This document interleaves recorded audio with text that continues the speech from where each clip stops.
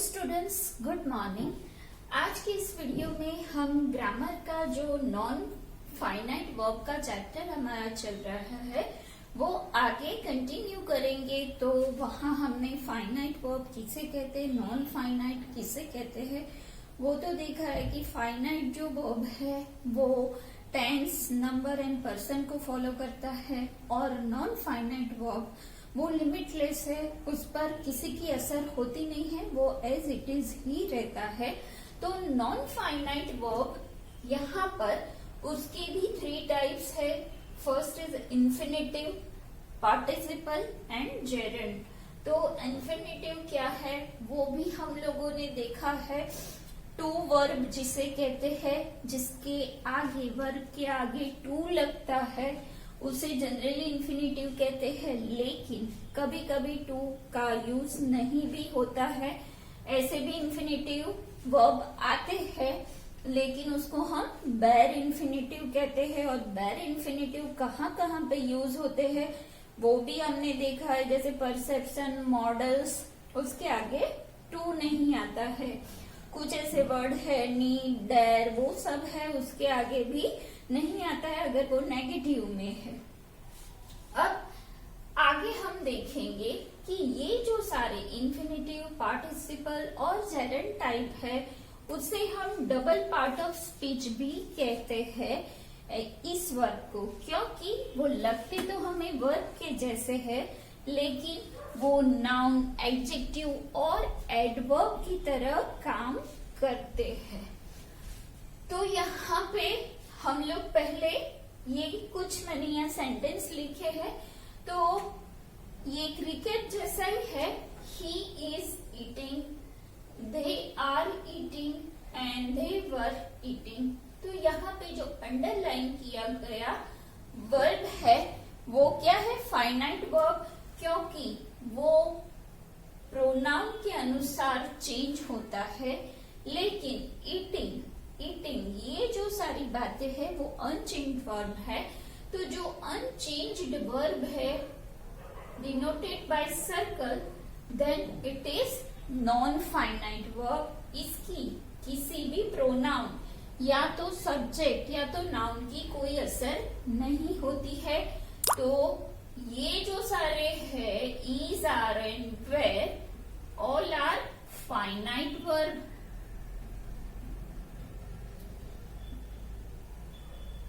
और ये जो मैंने किए हैं ब्रैकेट वाले तीनों है वो है नॉन फाइनाइट वर्ब। तो ये बात हम जानते हैं। अब आप यहाँ पे देखो, यहाँ पे मैंने 3 चीजें लिखी है। He is running, he likes running and he saw a running man. तो यहाँ पे रनिंग वो तो आपको पता है कि नॉन फाइनाइट है, लेकिन कैसे है तो आप उसको थोड़ा देखो।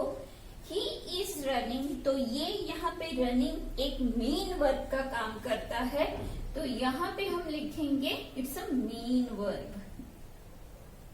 मतलब कि कंटिन्यूस टेंस में हमारा प्रेजेंट कंटिन्यूस टेंस में पूरा सेंटेंस है और यहाँ रनिंग वो एक मेन वर्ब है। अब आप देखो, ही लाइक्स रनिंग, उसको क्या पसंद है, दौड़ना पसंद है। तो यहाँ पे ये जो एक नाउन बना है, एक किसी भी चीज का नाम है, उसको क्या पसंद है, दौड़ना, खाना, लिखना, वो एक नाउन की तरह यूज हुआ है। तो वो यहाँ पे जेरेंड है। अभी जेरेंड क्यों है वो हम नीचे देखेंगे। तो यहाँ पे जो verb as a noun use होता है वो जेरेंड है। अभी यहाँ पे देखो, he saw a running man, तो मैन जो है वो नाउन है, नाउन को डिस्क्राइब करता है रनिंग, दौड़ता हुआ आदमी, यानी कि एक एडजेक्टिव है। और पार्टिसिपल भी है, इसे हम प्रेजेंट पार्टिसिपल कहेंगे, जिसके पीछे आईएनजी फॉर्म लगता है। तो यहाँ पे रनिंग क्या है, इट्स अ पार्टिसिपल। तो आपको देखना है कि ये तीनों सेंटेंस में एक ही वर्ब रनिंग का अलग अलग मतलब होता है कि पहले में ये मेन वर्ब है, सेकंड में वो जेरेंड है और थर्ड फॉर्म में वो पार्टिसिपल है। तो अब हम देखते हैं व्हाट इज जेरेंड। जेरेंड क्या है? When we use ing form of verb, suppose यहाँ पे है eat, तो उसका ing फॉर्म यानी कि eating, ing form of verb as a noun, उसका यूज अगर नाउन के जैसे होता है then it is called gerund. Okay, जब भी देखो आप यहाँ ही लाइक्स रनिंग, तो यहाँ पे रनिंग क्या है? इसका यूज एक नाउन की तरह हुआ है, तो इसीलिए ये जेरेंड है। जब आईएनजी फॉर्म वाले वर्ब का सेंटेंस में एज ए नाउन यूज होता है तो हम उसे जेरेंड कहते हैं। Gerund is equal to verbal noun. तो जो जेरेंड है उसको हम वर्बल नाउन भी बुला सकते हैं। वर्बल नाउन क्यों? क्योंकि वहां पे एक वर्ब है, एक एक्शन है, जिसके पीछे आईएनजी लगने से ये हो जाता है वर्बल नाउन। इसीलिए gerund is equal to verbal noun, दोनों ऐसे सेम होता है। अब आप यहाँ पे देखो, आई लाइक स्विमिंग, तो यहाँ पे जो स्विमिंग है ये है तो जेरेंड। आई लाइक स्विमिंग, मुझे तैरना पसंद है, तो यहाँ पे इसका यूज जेरेंड है। जेरेंड इसका यूज एज ए नाउन हुआ है और नाउन है, लेकिन ये क्या है? ऑब्जेक्ट ऑफ द सेंटेंस, तो ये हुआ ऑब्जेक्ट। तो नाउन में नाउन किसका बना? ऑब्जेक्ट का। अब हम देखेंगे सेकेंड सेंटेंस में, टीचिंग इज माई हॉबी। तो टीचिंग मेरी हॉबी टीचिंग है, पढ़ाने का मुझे शौक है, तो टीचिंग वो भी एक एक्शन वर्बल नाउन ही है। तो यहाँ पर ये जेरेंड ही है, नाउन है। जेरेंड है तो वो नाउन है क्योंकि वहां पे वर्ब प्लस आईएनजी लगता है, लेकिन यहाँ पे इसको ये जो जेरेंड है उसका यूज एज ए सब्जेक्ट हुआ है, तो वो सब्जेक्ट फॉर्म में है। अब आप देखो, my favourite hobby is singing, तो यहाँ पे सिंगिंग जो है उसका यूज एज ए जेरेंड हुआ है, लेकिन वो क्या है? नाउन भी है, लेकिन क्या है? वो एक कॉम्प्लीमेंट है, वर्ब कॉम्प्लीमेंट। इसका यहाँ पे माय फेवरेट हॉबी, इतने से हम सेंटेंस को नहीं समझ पाएंगे, तो उसको पूरा करने के लिए जो भी एक्शन वर्ड का यूज होता है विथ आईएनजी फॉर्म, तो उसे हम कॉम्प्लीमेंट कहते हैं। हमने ट्रांजिटिव इंट्रांजिटिव में देख लिया है। इंट्रांजिटिव कोई वर्ब ऐसे होते हैं कि जिसे समझने के लिए उसके कॉम्प्लीमेंट की जरूरत होती है। प्रेडिकेशन, जो प्रेडिकेट है उसमें क्या होता है? कॉम्प्लीमेंट का यूज। तो यहाँ पे सिंगिंग क्या है? कॉम्प्लीमेंट है।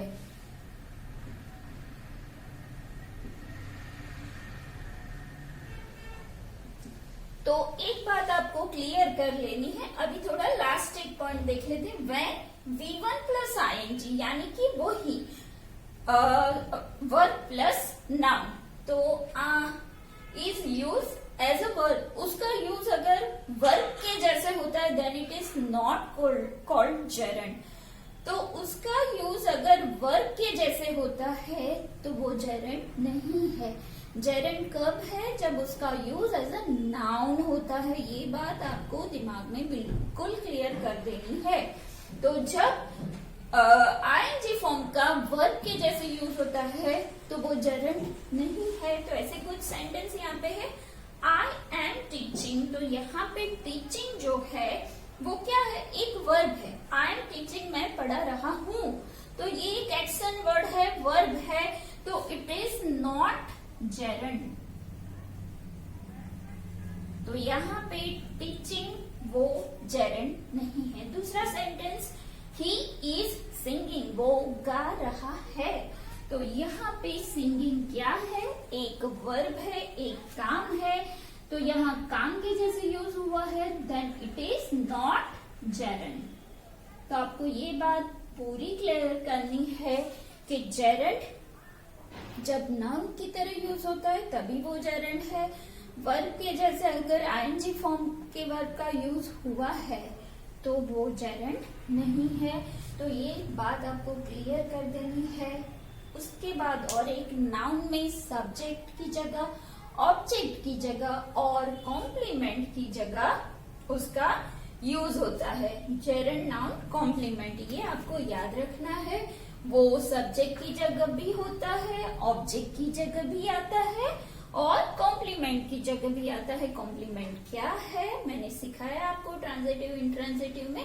कभी कभी इंट्रांजिटिव सेंटेंस हम ऐसे ही समझ जाते हैं, लेकिन कभी वो समझ में नहीं आते हैं, उसके पीछे कोई वर्ड ऐड करने पड़ते हैं, तब उसे हम वर्ब का कॉम्प्लीमेंट कहते हैं। तो यहाँ पे singing is a compliment of verb. तो अब हम नेक्स्ट पॉइंट की ओर जाएंगे। आगे आपको देखना है कि जेरेंड क्या है, इंफिनिटिव क्या है। तो जेरेंड भी एक वर्ब प्लस नाउन है, और जो नाउन इंफिनिटी है उसमें भी वर्ब प्लस नाउन ही होता है। मतलब कि जेरेंड और इंफिनिटिव दोनों का एज ए नाउन यूज होता है।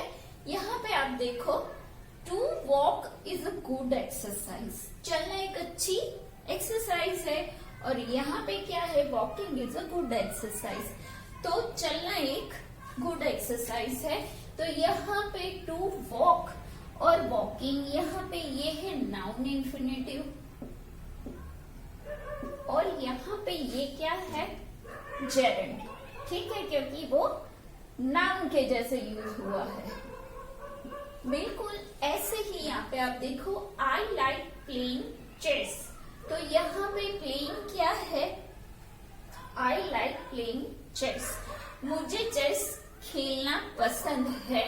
तो यहाँ पे भी ये एक जेरेंड फॉर्म है। आप अगर लिखना चाहो तो ये भी लिख सकते हो, I like to play chess. तो दोनों सेम ही बात है। इसे आप जेरेंड बोलो या इंफिनिटिव बोलो, तो दोनों की तरह से हम ये लिख सकते हैं।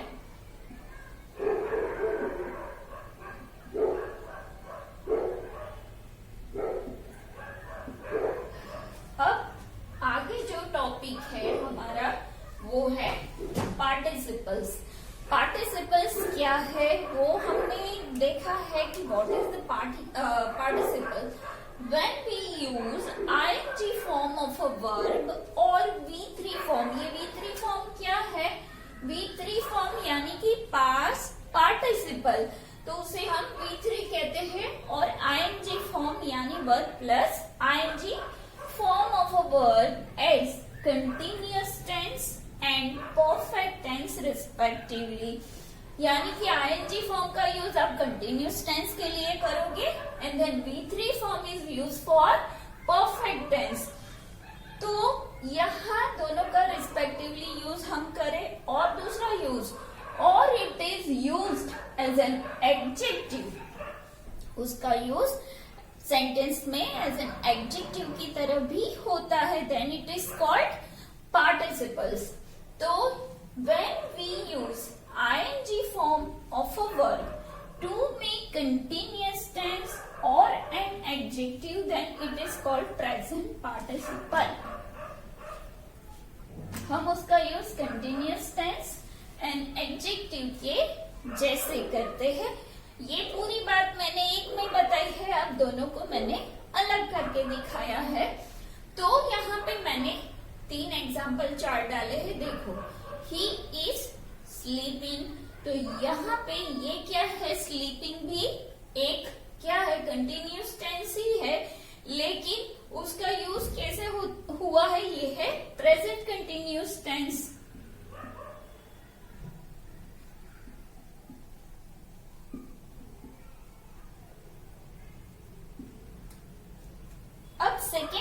सेंटेंस में आप देखोगे वी वर प्लेइंग फुटबॉल, तो यहाँ पे प्लेइंग है लेकिन यूज क्या हुआ है आगे वर, तो आप बोलोगे ये पास्ट कंटिन्यूस टेंस है, तो यहाँ पे ये आएगा, इसको हम पास्ट पार्टिसिपल नहीं बोलेंगे, इसको ये भी एक कंटिन्यूस टेंस ही है, तो यहाँ पे ये भी एक पास्ट कंटिन्यूस टेंस है लेकिन है कंटिन्यूस।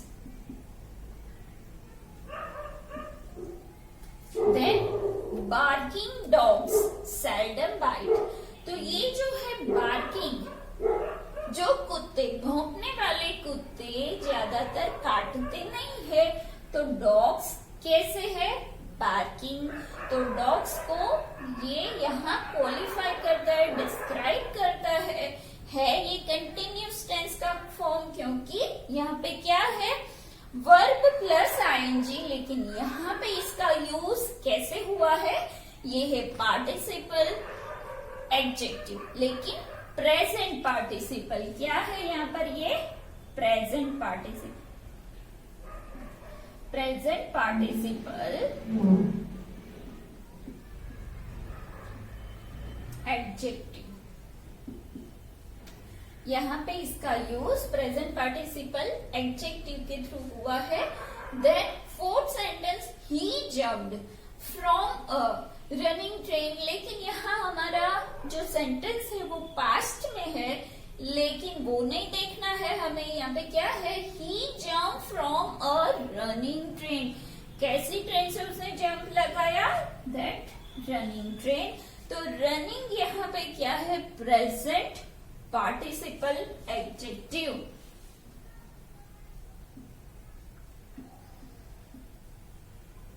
ये है एक प्रेजेंट पार्टिसिपल ही उसको बोला जाता है, एडजेक्टिव फॉर्म में उसका यूज हुआ है। अब आपको यहाँ पे आप देखो कि प्रेजेंट पार्टिसिपल क्या है और जरंड क्या है, तो आपको दोनों एक ही लगेंगे क्योंकि वर्ब के पीछे यहाँ पे आईएनजी ही लगता है, तो यहाँ पे क्या है if ING form of a verb is use as a noun, जब आईएनजी फॉर्म वाले वर्ब का यूज एज अ नाउन होता है then it is called gerund, ये हमने पढ़ा है। Secondly if ING form of a verb is use as an adjective और प्रेजेंट कंटिन्यूस टेंस, उसका यूज अगर सेंटेंस में प्रेजेंट कंटिन्यूस यानी कि कोई भी वर्ब दिखाता है या तो वो एडजेक्टिव है ये दिखाता है, then it is called past present participle.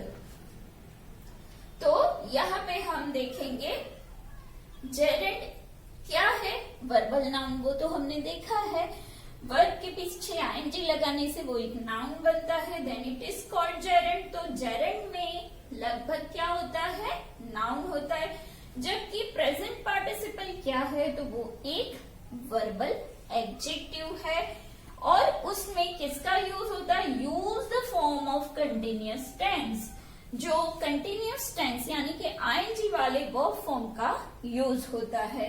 यहाँ पे देखो ही इज रनिंग, तो यहाँ पे रनिंग क्या है,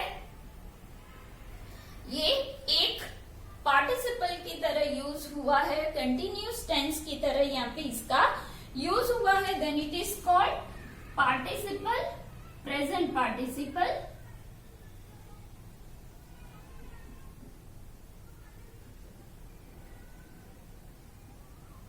या तो कंटिन्यूअस टेंस।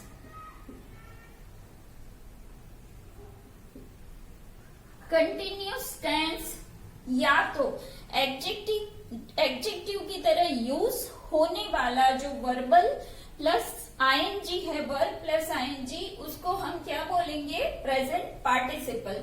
दूसरा क्या है, running is a good exercise, यहाँ पे वर्ब प्लस नाउन यानी वर्ब प्लस आईएनजी यानी कि ये नाउन बन गया है, running is a good exercise, तो यहाँ पे इसका यूज एज अ जेरेंड हुआ है, जेरेंड और नाउन है, ये नाउन है इसलिए ही ये जेरेंड फॉर्म है।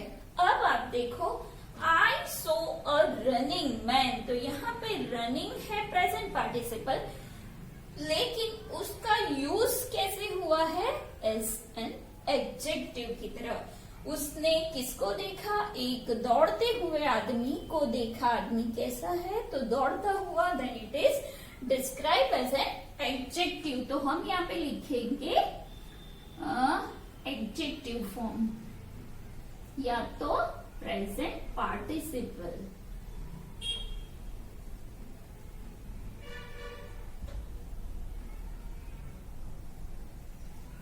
तो प्रेजेंट पार्टिसिपल का यूज हम कंटिन्यूस टेंस में भी करते हैं और एडजेक्टिव में करते हैं। जब उसका यूज एज ए नाउन होता है then it is called gerund. तो ये जो छोटी छोटी बातें हैं इसमें कंफ्यूजन होता है, इसीलिए आपको ये अच्छे से ध्यान में रखना है। तो अब हम प्रेजेंट पार्टिसिपल तो सीख लिया, अब हम जाएंगे पास्ट पार्टिसिपल की ओर। अब ये पॉइंट है पास्ट पार्टिसिपल। हम लोगों ने प्रेजेंट पार्टिसिपल देखा जिसमें वर्ब प्लस आईएनजी फॉर्म होती है, जिसका यूज हम पार्टिसिपल में और कंटिन्यूस टेंस में यूज करते हैं एडजेक्टिव के तौर पर। तो यहाँ पे पास्ट पार्टिसिपल क्या है? When we use V3 form of a verb. V3 form क्या है? Past participle go, went and gone. तो गो का पास्ट फॉर्म क्या है? वेंट। और उसका पास्ट पार्टिसिपल क्या है? गॉन। तो ये जो V3 फॉर्म है वो उसका यूज हम टू मेक परफेक्ट टेंस। उसका यूज हम जनरली परफेक्ट टेंस में, आपको पता है कि हम पास्ट पार्टिसिपल का यूज करते हैं। और एन एडजेक्टिव, जैसे आगे हमने देखा एडजेक्टिव और कंटिन्यूस टेंस, वैसे ही पास्ट पार्टिसिपल में परफेक्ट टेंस एंड एडजेक्टिव, यानी कि दोनों में एडजेक्टिव तो कॉमन ही है। Then it is called past participle. तो यहाँ पे मैंने दो एग्जांपल लिए हैं। Lata has gone. तो यहाँ पे ये जो गॉन है वो V3 फॉर्म है। मैंने अभी बोला गो, वेंट, गॉन। तो ये V3 फॉर्म है। लता हैज गॉन टू स्कूल। तो ये पास्ट पार्टिसिपल है आपका।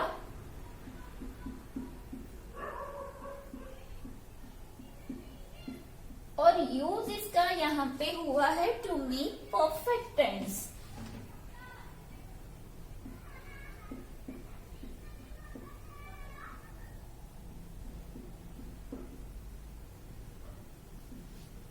ठीक है, अब हम सेकेंड सेंटेंस देखते हैं। Fried rice taste delicious. तो ये जो राइस है उसके आगे क्या है? फ्राइड। तो फ्राइड, फ्राइड, फ्राइड। तो ये फ्राइड की थर्ड फॉर्म है। Fried rice taste delicious. तो यहाँ पे फ्राइड क्या है? वो पास्ट पार्टिसिपल ही है। पास्ट पार्टिसिपल, इसका यूज क्या हुआ है? तो to make an adjective.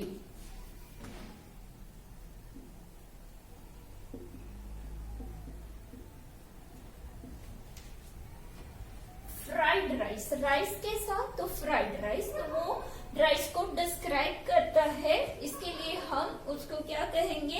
Adjective कहेंगे। तो ये हो गई पास्ट पार्टिसिपल की बात। जैसे प्रेजेंट में क्या है? कंटिन्यूस टेंस एंड एडजेक्टिव को बनाने के लिए, वैसे ही पास्ट पार्टिसिपल में परफेक्ट टेंस और एडजेक्टिव बनाने के लिए। तो ऐसा कुछ भी दिखे तो वो पास्ट पार्टिसिपल है। अब लास्ट जो है वो क्या है? Perfect participle. और परफेक्ट पार्टिसिपल की फॉर्मूला क्या है? Having plus V3 form. V3 form का मतलब क्या है? Past participle form. तो हैविंग प्लस V3 फॉर्म यानी कि perfect participle. When we have completed one work, after that immediately start the other action. At that time, first action is indicated by completed action, which we can introduce as a perfect participle. कोई दो काम होते हैं, लेकिन एक काम करने से तुरंत बाद हम दूसरा काम करते हैं। उस टाइम पे जो पहले वर्क हुआ है उसको हम परफेक्ट पार्टिसिपल में लिख सकते हैं। पहले हुए काम को हम परफेक्ट पार्टिसिपल कहते हैं। यहाँ पे देखो, having completed my homework, I went to school. मेरा काम खत्म करने के बाद ही मैं स्कूल गया। तो यहाँ पे ये जो है having completed, having plus V3 form of complete. तो हैविंग कंप्लीटेड माय वर्क, तो पहले होमवर्क खत्म हुआ है, उसके बाद स्कूल जाना हुआ है, so it is perfect participle. दूसरा है having plug the flowers I enter to temple. तो पहले काम क्या हुआ है, फ्लावर को प्लग करने का काम हुआ है, देन एंटर टू टेम्पल। उसके बाद ही टेम्पल में एंटर हुई थी। तो यहाँ पे ये है परफेक्ट पार्टिसिपल। दो काम में जो पहले काम होता है उसके आगे हम परफेक्ट पार्टिसिपल लगाते हैं। तो यहाँ आपका नॉन फाइनाइट वर्ब का पूरा लेसन कंप्लीट हो गया है। अब तक मैंने जितना भी यहाँ बोर्ड पे लिखाया है, समझाया है, वो सारी नोट्स आपको बनानी है और समझनी है। यही आपका आज का होमवर्क है। तो अगले लेक्चर में हम इसकी एक्सरसाइज करेंगे। Till then bye bye.